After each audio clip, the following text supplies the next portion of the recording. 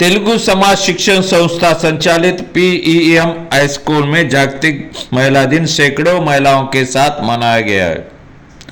बता दें कि भिवंडी पेने गांव स्थित पीईएम हाई स्कूल में जागतिक दिन सोमवार 11 मार्च को मनाया गया, जिसमें विविध क्षेत्र में काम किए हुए महिलाओं को, आंगनवाड़ी सेविकाओं को व डॉक्टर और वकील जैसे महिलाओं को बुलाकर सम्मानित किया गया है। इस कार्यक्रम में अतिथि के रूप में प्रसिद्ध समाज सेविका, फाउंडर चेयरपर्सन, शंकर देव सेवा समिति व अन्य कई संस्थाओं में कार्यरत श्रीमती गायत्री बोरपत्र गोयन, समाज सेविका जयश्री जयवंत, एडवोकेट चेतन नायक, एडवोकेट लतीक पुरी, लावण्य बहरी, अंकिता बहरी, नगर सेविका पद्मा कल्याणम जैसे कई महिलागण उपस्थित थे। इस कार्यक्रम में तेलुगु समाज शिक्षण संस्था के ट्रस्टी रामस्वामी बहरी, अध्यक्ष निष्काम बहरी, अध्यक्ष भूमेश कल्याणम और मंचाला शंकर, रवि सामल और अन्य पदाधिकारी, स्कूल के प्रिंसिपल, सभी शिक्षक शिक्षिकाएं उपस्थित रहकर आए हुए मान्यवरों का सत्कार किया और हल्दी कुंकु के रूप में उपहार गिफ्ट देकर सम्मानित किया। आए हुए अतिथियों ने महिला व विद्यार्थियों संबंधित अच्छे मार्गदर्शन दिए। चलिए देखते इस कार्यक्रम के। Shri Kalyanpur Umesh Rajaiah, trustee and president, Shri Bhairi Nishkam Ramaswamy, chairman, Shri Kundan Purushottam Bhumaiah, trustee, Shri Manchala Shankar sir, secretary, Shri doctor Goli Satyanarayana Narsaiah, treasurer, Shri Samant Ravindra Veeramanu, secretary sir, Shri Bhairi Gangadhar Lakshman, member. आता मंचित होऊ लागल्याने पुन्हा एकदा तेलुगु समाज शिक्षण संस्थेने पुढाकार घेऊन कणेरी येथे इमारत बांधून 1968 साली एका छोट्या झोपडीत सुरुवात झालेल्या शिक्षण संस्थेचे एका वटवृक्षाप्रमाणे वाढ होऊन आज 1980 मध्ये पद्मशाली तेलुगु हायस्कूल इंग्रजी माध्यम कणेरी, 2000 मध्ये भावना ऋषी तेलुगु माध्यमिक विद्यालय तेलुगु माध्यम कणेरी, 2000 मध्ये पद्मशाली इंग्लिश मीडियम हायस्कूल व ज्युनियर कॉलेज फेडेगाव, 2000 मध्ये मार्कंडेय प्राथमिक विद्यालय गायत्रीनगर पद्मानगर, 2000 मध्ये विकास इंग्लिश मीडियम हायस्कूल पद्मानगर, 2023 मध्ये पीएम हायस्कूल डिग्री कॉलेज फेडेगाव। अशा प्रकारे संस्थेच्या 5 शाळा व एक ज्युनियर कॉलेज आणि एक सीनियर कॉलेज मध्ये संस्थेच्या स्वतःच्या इमारतीमध्ये विद्यार्थी शिक्षण घेत आहेत आणि ही एक कौतुकाची बाब आहे। खरंच जोरदार टाळ्या झाल्या पाहिजे। हिंदू समाजातील हजारो विद्यार्थी उच्च शिक्षण प्राप्त करून शिक्षक, डॉक्टर, इंजिनियर, सीए, वकील व उद्योजक होऊन भिवंडीच्या विकासात महत्त्वाचा वाटा उचलत आहेत। संस्थेच्या वाटचालीच्या या अभिवृद्धीस 51 वर्ष पूर्ण झाले असून फेडेगाव येथे सर्व सुविधांनी सुसज्ज अशा इंग्रजी माध्यम हायस्कूल व ज्युनियर कॉलेजचे तळमजल्यावर पहिल्या मजल्याच्या इमारतीवर 2 मजले वाढवून डिग्री कॉलेज चालू करण्यात आले आहे आणि त्याचप्रमाणे स्वातंत्र्याच्या अमृत महोत्सवी वर्षात संस्थेचा सुवर्ण महोत्सव देखील साजरा करण्यात आला आणि त्याचप्रमाणे अशा प्रकारे तेलुगु समाज शिक्षण बद्दल जेवढं मी आता सांगितलं तेवढं कमीच आहे आणि ते तुम्ही शांत चित्ताने ऐकलं त्याबद्दल धन्यवाद। डिग्री कॉलेज भी चालू हुआ है, बीए, बीकॉम, बीएससी, आईटी। तो आज के बच्चे एक बार यहाँ पे एडमिशन ले लेंगे तो ग्रेजुएट होने तक वो इसी स्कूल में रहेंगे। इतनी बड़ी सेवा अभी यहाँ पे जो तीसरा महीना बन रहा है वो सीनियर कॉलेज के लिए है, उसमें आईटी भी है और विदाउट डोनेशन। सबसे इम्पोर्टेंट बात तेलुगु समाज शिक्षण संस्था के जो सभी स्कूल यहाँ पे चलते जैसे कि PT high school, Bhavana Rishi Telugu माध्यमिक विद्यालय, Vikas high school, Markandeya school, PM high school, primary and secondary college, ऐसे सभी संस्था में बिना डोनेशन ये संस्था चलती है। आप आजू बाजू में कहीं से भी कॉलेज में जाओ, आप मेडिकल कॉलेज में जाओ, कितना ढेर सारा डोनेशन बड़े बड़े कॉलेज में लेते हैं, लेकिन हमारे संस्था के जितने भी स्कूल है, कॉलेज है, वहाँ पे बिना डोनेशन यहाँ पे एडमिशन होता है। जोरदार तालियां हमारे संस्था के लिए होनी चाहिए। मेरा नाम गायत्री बोरपत्र गोहान है, मैं वाशी की निवासी हूँ। और श्री श्री शंकरदेव सेवा समिति की मैनेजमेंट ट्रस्टी और फाउंडर हूँ। आज मुझे पीएम स्कूल में आकर बहुत अच्छा लगा। यहाँ पे फेनी गांव है भिवंडी के अंतर्गत। बहुत ही सुंदर कार्यक्रम का रचना किया गया था, जहाँ पर इतने सारे शिक्षिकाएँ, इतने सारे जो बाल वाटिका के जो शिक्षिकाएँ थीं, उन सभी का भी सत्कार हुआ।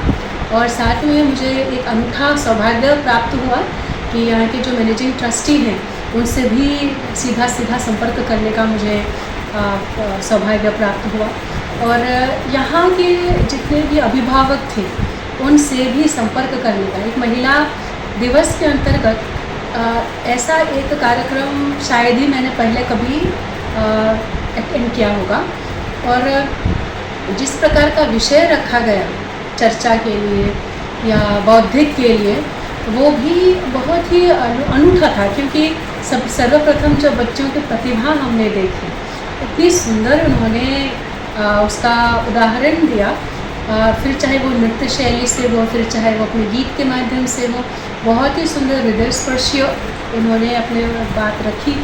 और साथ ही जो मुझे मुख्य वक्ता के नाते निमंत्रित किया गया था, तो बहुत सारे विषय होते हैं, पारिवारिक से लेकर सामाजिक से लेकर राष्ट्रीय राजकीय, सारे सामाजिक होते हैं विषय होते हैं।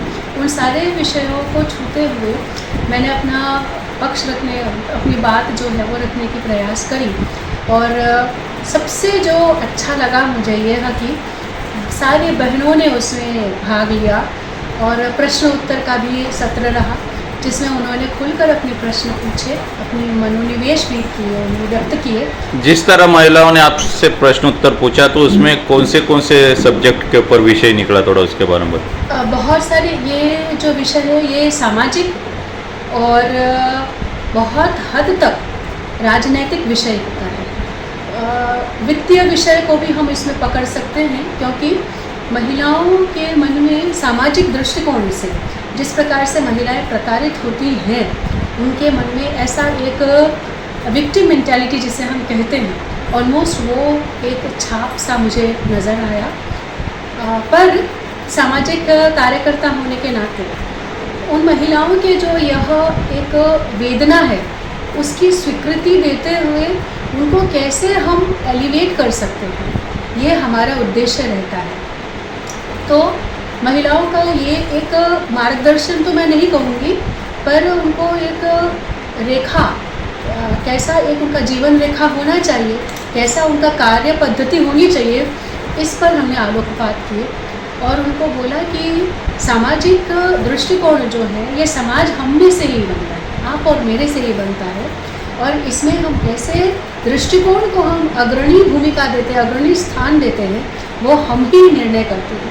तो इसमें किसी और के ऊपर हमें निर्भरशील ना होकर हमारे अपने हाथों पर कमान संभालते हुए आगे बढ़ना चाहिए, और पूर्ण रूपेण अपने समाज के लिए, अपने राष्ट्र के हित के लिए जो हो वैसे समर्पित भाव से ये काम करते जाना चाहिए।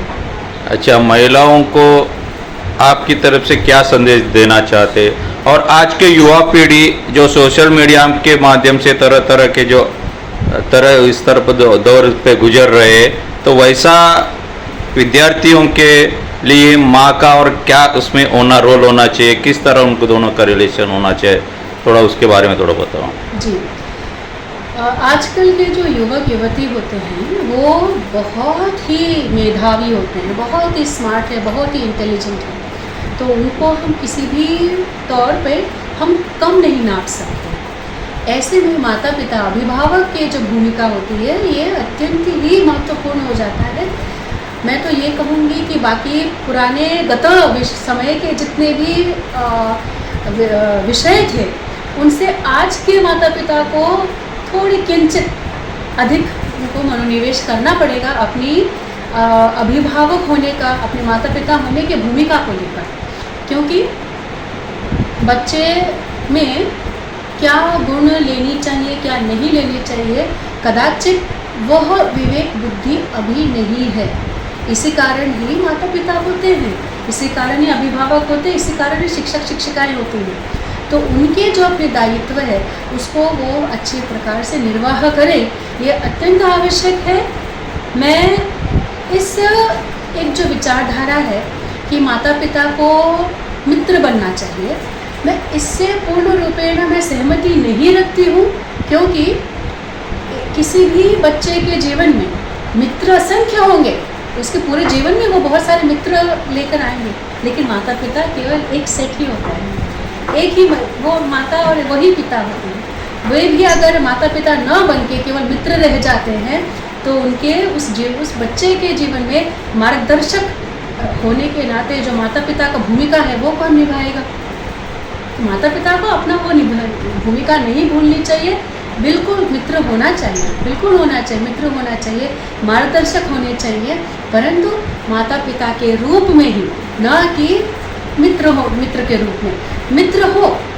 मित्र भी होने चाहिए, मार्गदर्शक भी होने चाहिए, शिक्षक भी होने चाहिए, गुरु भी, माता पिता तो आदि गुरु होते हैं। तो वो एक ध्यान रखना चाहिए, ये बहुत ही बारीकी वाली बात है, एकदम लेश मात्र का ही केवल अंतर रहता है, परंतु माता पिता को अपने माता पिता की भूमिका नहीं भूलनी चाहिए, नहीं त्यागनी चाहिए।